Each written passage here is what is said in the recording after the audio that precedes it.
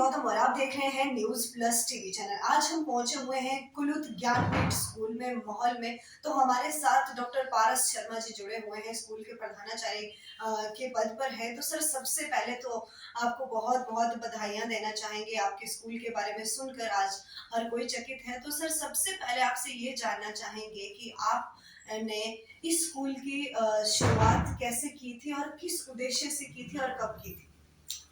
धन्यवाद। मैं news plus channel का बहुत बहुत आभार प्रकट करता हूँ कि आप हमारे इस इंस्टीट्यूशन में आए और अपनी बात रखने का आपने मौका दिया। तो मैं आप सर्वप्रथम ये बताना चाहूँगा कि जब ये कोविड का दौर आया तो बहुत सारी परेशानी अभिभावकों को हुई और बच्चों की एजुकेशन के लिए जो प्लस वन प्लस टू का स्पेशली अगर हम कहेंगे, जहाँ से कि उनका भविष्य का निर्माण होता है और ऐसे टीचर्स और ऐसी संस्थाएं जो जहाँ पे कि नीट और जेई की जो है इंटीग्रेटेड कोचिंग करवाई जाए बच्चों को, वो कम थी। और इसको ध्यान में रखते हुए हमने ये एक पहल की है कि बच्चों पेरेंट्स को जो चंडीगढ़ या दूसरे शहरों में जो बड़े संस्थान जहाँ पे हैं, उस तरह का यहाँ पे अगर हम फैकल्टी प्रोवाइड करा के उनको नीट और जेई के लिए एजुकेशन दें और बच्चे यहाँ से निकलें, तो ये प्रयास है। इसी उद्देश्य के साथ जो है हमने ये स्कूल की स्थापना की है और ये 2021 में हमने इसकी स्थापना की थी और तब से लेके हमारे 2 बैच अभी पास आउट हुए हैं, दूसरा अभी निकल रहा है। लास्ट ईयर का रिजल्ट हमारा बहुत अच्छा था और हमारे पास 17 स्टूडेंट्स थे फर्स्ट बैच में और सभी जो हैं वो अब 80% मार्क्स प्राप्त करके पास हुए हैं और टॉपर जो था उसके 95% मार्क्स थे। तो ऐसा प्रयास हमारा रहा है। जी। सर, पिछले साल की खास जो उपलब्धियां हैं, उनके बारे में आपसे बातचीत करना चाहेंगे। सर, पिछले साल का जो रिजल्ट रहा उसमें खास उपलब्धियां क्या रही सर?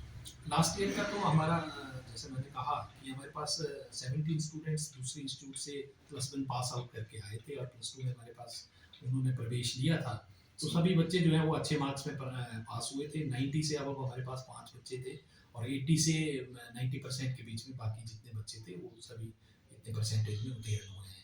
बट अभी की मैं एक बात कहूँगा, जो ये जनवरी 2023 में जो एनटीए द्वारा जो नेशनल लेवल का जो जेई का टेस्ट हुआ है, उसमें हमारे बच्चों ने बहुत ही सराहनीय प्रदर्शन किया है। हमारा जो प्रथम छात्र जो यहाँ से जिसने जेई क्वालिफाई किया है, वो प्रदेश भर में भी द्वितीय स्थान पे रहा है, सार्थक परमार। और ऐसे 90 से अब जिनका परसेंटेज रहा है, 6 बच्चे हमारे जो हैं उन्होंने ये जेई का परीक्षा पास की है। ये हमारे लिए बहुत ही खुशी का विषय है कि बच्चे जो हैं अपना प्रथम प्रयास में ही जो है इस तरह का अचीवमेंट कर रहा है। जी। सर, जैसे आपके स्कूल के माध्यम से भी काफ़ी बच्चे कॉम्पिटिटिव एग्ज़ाम की तैयारियाँ कर रहे हैं, तो उन सभी बच्चों को या फिर कोई अन्य जगहों से, अन्य इंस्टीट्यूट से बच्चे तैयारियाँ कर रहे हैं, उन बच्चों के लिए क्या संदेश देना चाहेंगे सर? मैं तो यही कहूँगा कि जैसे हमारे यहाँ से भी बच्चे पढ़ रहे हैं, सबसे पहले मेरा ये है कि भी जो हमारा एजुकेशन है, मेरा बैकग्राउंड जो है वो प्योरली एजुकेशन बैकग्राउंड से रहा हूँ। सबसे पहले तो एक कि जो बच्चे हैं उनको फोकस्ड रहना पड़ेगा, अपना ऑब्जेक्टिव उनका गोल क्या है उसके उनको ध्यान में रखना पड़ेगा। और साथ में हमारे जैसे इंस्टीट्यूट की बात करेंगे तो टीचर के साथ उनको बिल्कुल रैपट रखना पड़ेगा और डे टू डे अगर उनको कोई परेशानियाँ आती है, कोई समझ नहीं आ रहा, तो टीचर से उनको या इंस्टीट्यूट से उसको क्लैरिफाई करना ही पड़ेगा। और तीसरा जो हमारा एजुकेशन का जो रोल है वो पेरेंट्स का भी मैं बहुत ज़्यादा मानता हूँ कि पेरेंट्स को भी जब बच्चा स्कूल से घर आएगा तो घर पे भी बच्चा क्या कर रहा है, तो पेरेंट्स को भी अवेयर रहना पड़ेगा। क्योंकि प्लस वन प्लस टू की पढ़ाई मैं ये मानता हूँ कि स्कूल और बच्चों तक की नहीं है, बच्चे का रोल तो बहुत ज़्यादा है, टीचर्स का भी है, साथ ही साथ पेरेंट्स का भी बहुत एक अहम रोल इसमें है। अगर हम बच्चे का डेली बेसिस पे उसका फीडबैक लेते हैं कि पढ़ाई किस तरह से चल रही है, कहाँ आपको कमियाँ हैं, तो इंस्टीट्यूशन को भी इससे फीडबैक मिलता रहता है। तो इस तरह से अगर तीनों का एक सामंजस्य आपस में रहेगा तो बहुत अच्छा रहेगा, तो बच्चा जो है ज़रूर कहीं ना कहीं वो उसको कामयाबी मिलेगी। और जो बच्चे हर संस्थान में पढ़ रहे हैं, जहाँ भी इस लेवल की कोचिंग कर रहे हैं, हमारा यही सबको ये रहेगा, सुझाव रहेगा कि अपने गोल को सामने रखें और डिस्ट्रैक्शन में, क्योंकि आजकल आप देख रहे हैं कि कोविड के बाद जो ये मोबाइल का बच्चों को बहुत सारे बच्चे मेरे को लगता है पेरेंट्स को भी मिसगाइड करते हैं कि हमारा जो स्कूल से जो होमवर्क आ रहा है, कुछ आ रहा है, वो मोबाइल पे आ रहा है। अब जब क्लासेस ऑफलाइन हो गई है, तो कोई इस तरह का ऑफलाइन ऑनलाइन जो है वो उनको होमवर्क नहीं दिया जाता है।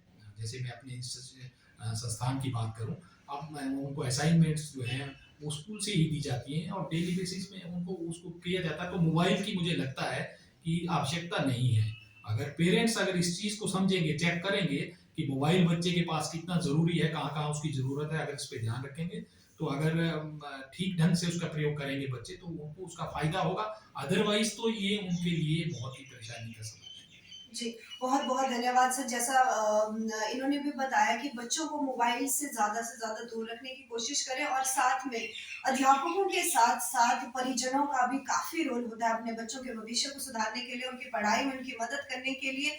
जब तक अपने उनके परिवार के सदस्य, उनके माता-पिता उनका सहयोग नहीं करेंगे, तब तक आगे बढ़ना मुश्किल हो सकता है। आगे भी कुछ ऐसे ही विद्यालयों से, ऐसे ही स्कूलों से, ऐसे इंस्टीट्यूट से आप लोगों को मिलवाते रहेंगे। तब तक के लिए धन्यवाद।